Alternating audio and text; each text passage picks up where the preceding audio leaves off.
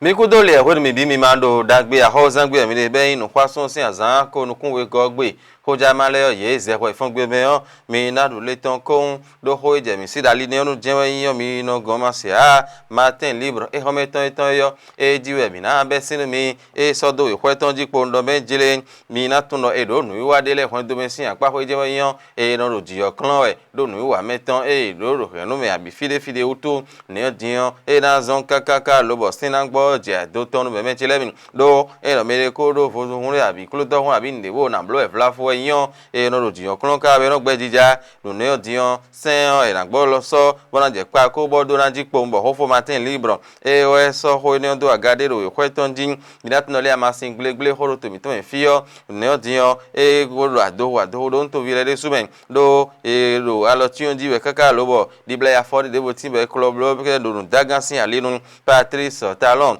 to gantu eton eneon ero gana jodo ezande minat no matin libre e mo we ma e mi la ho won la sedo bo so do to oji gbon ateton Facebook oji e ti me podo meje hwe o be wa zo dagbe na e karo boncho to mo no bodo jo han ye e ka ku se pere ro matin libre e we do ho eneon mi me no ho wala ma kan kun takile mi ve blo tede ro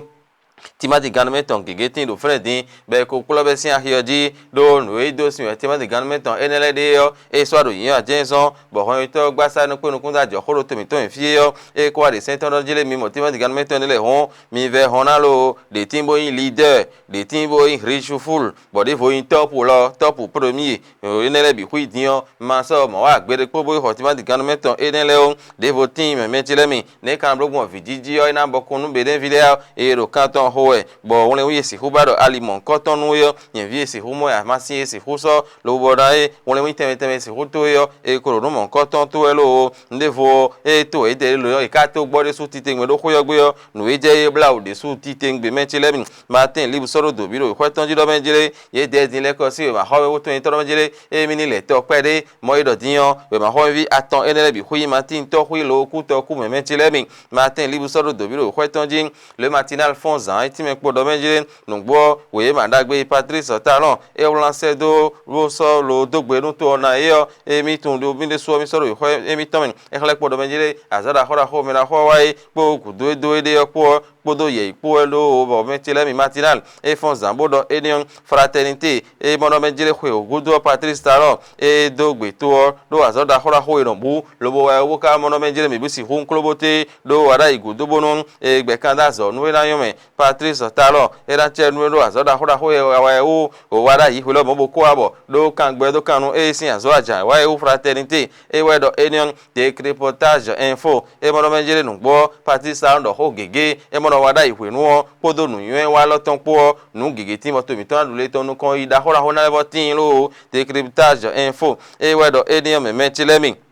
le meilleur e mi na so din e ti me ndo menjire ale khome hun e mi ne su ti tegbe me Patrice Talon mo do le meilleur se o so ro kweton ji do le khome hun mi bo mi no gbe ta dagbe e ni run bo plateau dagbe eye bo wa zo na do bu kakaka je din bo susu e le meilleur bi hu yin e mi ton e vi no mi ne su ti tegbe menjire le meilleur e wa do ho e ni on le paraquois mo do menjire nu gwo ti ma ti gan meton atan horo de din le mi de ma mo wa lo bo le do hi ho e bo do si za gbere pon me le ma ho vi atan le ye Martin dongbodo kende koyogbe sin khame dongbo yo para kwa reso no gaga don lo se menje lemi minat no da baru e home ton etime ko do menjele Talon e blo kwe o alioli lo ko be hun we ka yin do vivonde ji hon da baru e home ton reso e do ho enion lo le akendo ti ma di ganu meton o le yin leader gbe le yin richu football de tin lo bo yin top gbon yo enele bi hu yo e kulo be sin ahiyoji ma so mo wa lo bo hajiro mi na hi ho so le ibe na home ton yo e ti me po no menjire nugbo do wa tembo ayo nu isi ali nje yo Patrice Talon e ta hon ta zogben dagbe ro be ne to mi ton meji bo te ro filibu diyan nu kun bi no do be ne to oji dali eni onu de su ti tengbe me ro le yin wa mi ra ho ton e na sin kan dagbe bo le soro info e so do ko ton ji Patrice Talon te zonde lo bro me bi da ko no le me bi si un kulo bete do ro mi awara ikudo bro azon yo wa bo nu kan itiyan e la yon do meji le telegram e hemo ton yo e we mi na so din ti me po no menjire nugbo Patrice Talon e do e dabo nu to o boka bi oro ko no jire me bi no bo lo bo wazo po do ro mi awara ipo o da benu gungba sa o po we mi dogu do ye o le ko ezan mo teme podo ndende kporo fren ye ko kpole me boko do zo gbe di do fren telegram se o soro we ko ton din minat no toro mejere info matin e we mina so din e teme kpondo mejere eloge do sun e we so bo e da no apa ho li professionnel ton do bola lo so sin ho u do to me fi bo iblo no ko ton bo ko so me la ho do azo ton kon bo ko di azo waji bo le na azo dagbe onu ko ina tin apa ne ho gbon yo e ko kole bo kole so ton lo labu sol e ho me ton mina so e teme kpondo jile no bo e wala ifi de din yo e ganje don pe yo fi don joja be to ton o lo yan wa me ro koro ton e so lo so do azo ran to fi yo no ko ina tin no gboge bo labu sol e ho me ton yo e ton bo do ho eneo le matin fon za de suti tingbe ti me lo le no gbo me lo e wa zo kanu pe ho le na gladi bai bo me ne me mo gbon e bo do tazi we gbon yo o Patrice Talon e kon blo gbe de pon so de ho bo dogbe tu o bo dogbe me mi do me jira chenu me bi hui meji me le ze hui ne e te son de o lo bo dogbe nu Claudine Talon asi fait yon tonen e dogbe na de suti tingbe ho nu ma do nu kun de suti tingbe me bo le matin de susi bo so do ho ton je me ho ten pon ho fon ton back le yo o me di da yo matin meteme e o double no blo yo o ma na ko ton din ko azan le ma po le na igben po bi ko 0 me tele mi o ja ma le do ene 4 vérité e be mi na so din le 4 vérité ti me po no menjele Patrice Talon e do e da bo nu bene ville de suti tengbe azan yo de jen po lo be na jo gando no o wada yi ne lo e da de su lo bo de afomon ko ton be yon de suti tengbe la nouvelle expression e be mi na so din e ti me po no menjele Patrice Talon e da me bidole me bi hwini un klobete do holomiar wada igudo buranzo na si hubo kun boyon alo l'informateur hometon yo e ti me podo ni ngwe Patrice Talon e do ye ko do home hon po titingbede di hon o vlavono mi ato de me kunga ho ho de me e ye di fondation mala hosuo e don tun mela hodo azoda gbe e wa do hwetonu e utu mi na twene do na so libération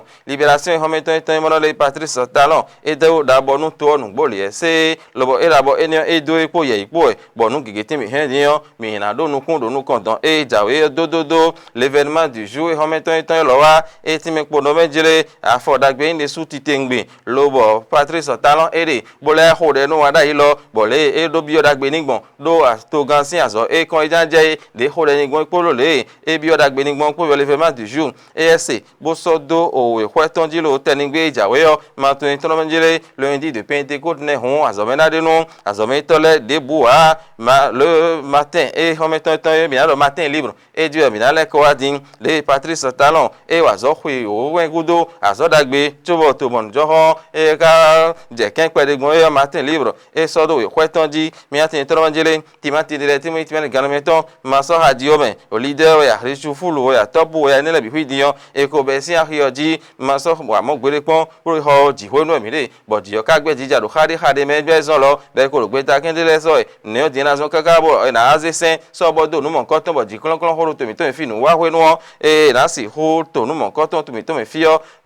matin libre e so do we kwetonji aga de ma ho envi atan e matin toro e do mi na li to pe de utu ezon ba ezon diyan e wa yin afo yon bo no de bu amen e ku afo nu ye de su ti te ngbe bo nu mo nkan ton e ya we bo ho to bi hui bo ma ho envi atan e ne diyan ye jogbe doro to e ba do mi na li pe utu mi na no meji nu mo nkan ton je yo hoja male bi wese bo so do ikwo itonji eni ojije mi nano e home bo nu hoja male henu pepele yo e do tenu mi eje mi kodene akro no gbero to ma wa je hoja ma hoja ehun e ita tagbe mechele mi